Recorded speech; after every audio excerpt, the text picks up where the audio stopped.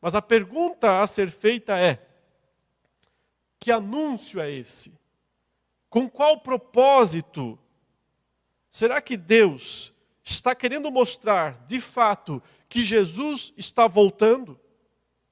Será que nós podemos encaixar esse momento terrível, único na história da humanidade, com as profecias bíblicas a respeito da volta de Cristo? Agora deixe-me ver algumas passagens do livro do Apocalipse com os irmãos.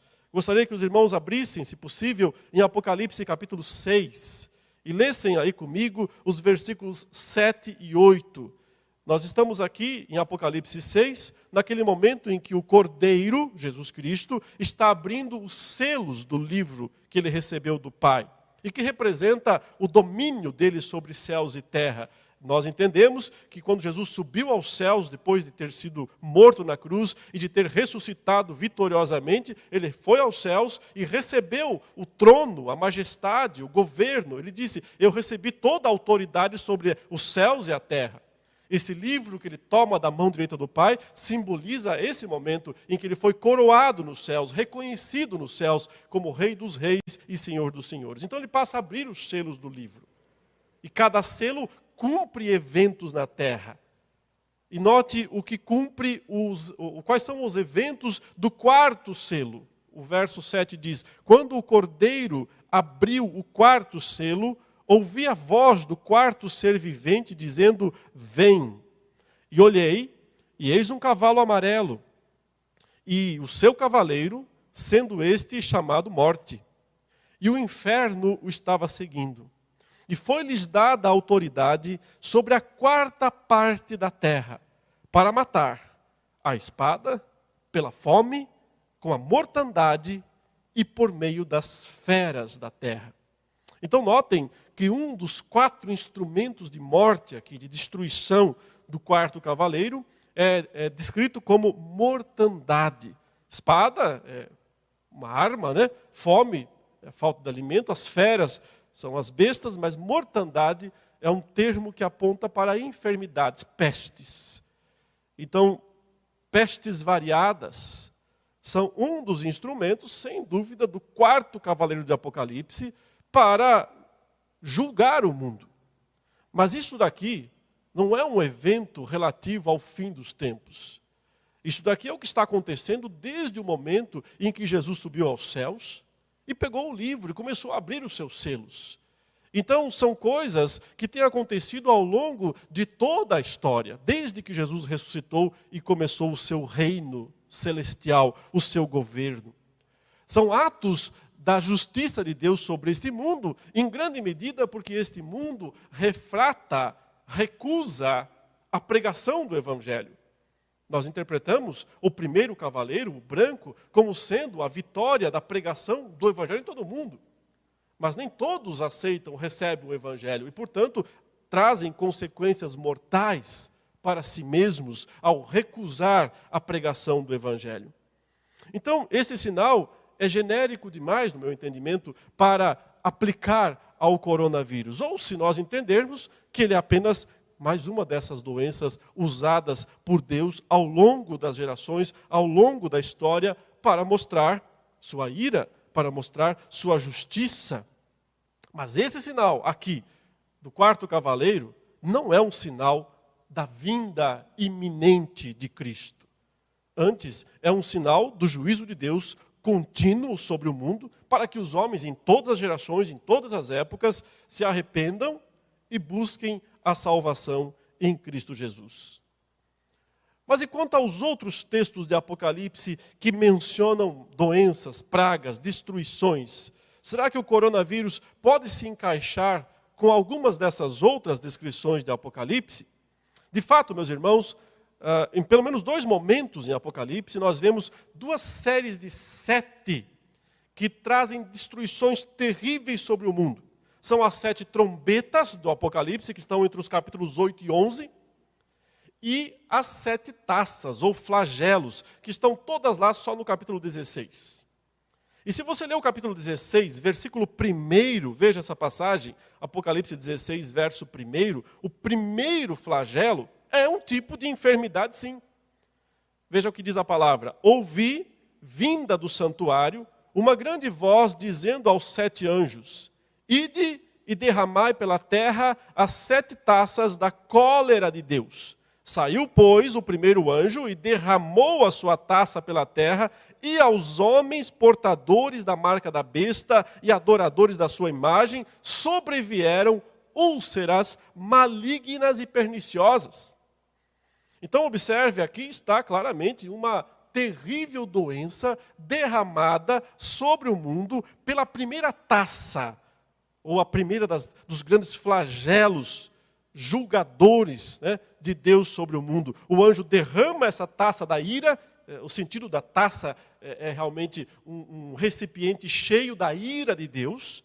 Ele derrama isso pela terra, e a primeira grande praga, a primeira grande destruição, são úlceras malignas e perniciosas, algum tipo de enfermidade terrível sobre os homens. Mas veja, e esse é o meu ponto aqui, veja sobre quem esse flagelo recai. Ímpios apenas. Os perdidos. Ele diz, aos homens portadores da marca da besta. Somente a eles. E aos homens portadores da marca da besta e adoradores da sua imagem sobrevieram úlceras malignas e perniciosas. Na verdade, queridos, tanto as trombetas, que eu já vou também falar um pouco delas, quanto as taças de Apocalipse, elas se assemelham muito às pragas do Egito. O pano de fundo da descrição das trombetas e taças são as 10 pragas do Egito, especialmente a 10ª praga, que foi a praga derradeira, a praga mais julgadora, né, de Deus sobre o Egito. Mas aquela praga sobre o Egito, a 10ª praga, teve um elemento muito importante e necessário para a nossa compreensão. Houve uma distinção, uma separação clara que Deus realizou entre seu povo, o povo da aliança, os crentes e os ímpios. Porque Deus mandou que os crentes, né, os filhos de Israel, colocassem uma marca de sangue na sua porta, uma marca de identificação, de maneira que quando o anjo vingador passasse pelo meio do Egito, dizimando os primogênitos, aqueles que tivessem a marca sobre a casa, sobre a porta, seriam poupados dessa grande destruição. Agora notem como lá no capítulo 7 de Apocalipse, nós vemos exatamente essa mesma ideia. Em Apocalipse 7, o versículo 2 em diante, diz assim: vi outro anjo que subia do nascente do sol, tendo o selo do Deus vivo, e clamou em grande voz aos 4 anjos, aqueles aos quais fora dado fazer dano à terra e ao mar, dizendo: não danifiqueis nem a terra, nem o mar, nem as árvores, até selarmos na fronte os servos do nosso Deus. Aqui está a marca de Deus, o selo de Deus. Ele diz: não façam mal aos destruidores, que passarão para destruir tudo. Não façam mal a ninguém, nem a árvore nenhuma, não mexam numa folha sequer, até que nós selemos, coloquemos esse selo na fronte dos servos de Deus. Um selo foi posto sobre as casas lá no Egito. Mas no Novo Testamento nós vemos um selo sendo posto na fronte, né, na testa do povo de Deus, dos servos de Deus. É a marca do Pai, do Filho e do Espírito Santo. É a marca de salvação. É a marca do sangue do Cordeiro. Depois, o texto mencionará outra marca também na fronte e na mão. Mas essa marca é do dragão, do anticristo, do falso profeta. Essa marca é a marca dos perdidos. Todos são marcados neste mundo. Uns recebem o selo do Deus vivo, outros recebem a marca da besta. Mas notem, os que recebem o selo do Deus vivo são poupados dos juízos de Deus, das ações julgadoras de Deus sobre este mundo. Aquelas do tempo do fim, evidentemente. E é isso que eu estou dizendo, que por isso nós não podemos identificar o coronavírus com uma das pragas, ou com uma das taças de Apocalipse, porque então atingiria apenas os ímpios, não atingiria o povo de Deus. É assim que eu entendo essas passagens. Notem, no capítulo 9, ainda em Apocalipse, quando é descrita a quinta trombeta, no capítulo 9, a partir do versículo 3, ela é descrita como uma subida de gafanhotos. O verso 3 diz assim: também da fumaça saíram gafanhotos para a terra, e foi-lhes dado poder como o que tem os escorpiões da terra. E foi-lhes dito que não causassem dano à erva verde, ou à erva da terra, nem a qualquer coisa verde, nem a árvore alguma, e tão somente, então veja sobre quem recai esse flagelo, e tão somente aos homens que não têm o selo de Deus sobre a fronte.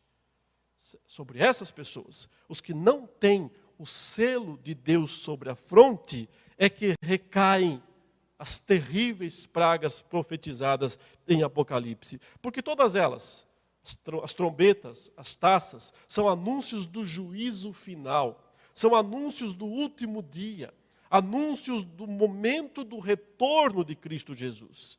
E é por isso que eu estou dizendo, afirmando biblicamente, que o coronavírus não é nada disso. Não representa isto.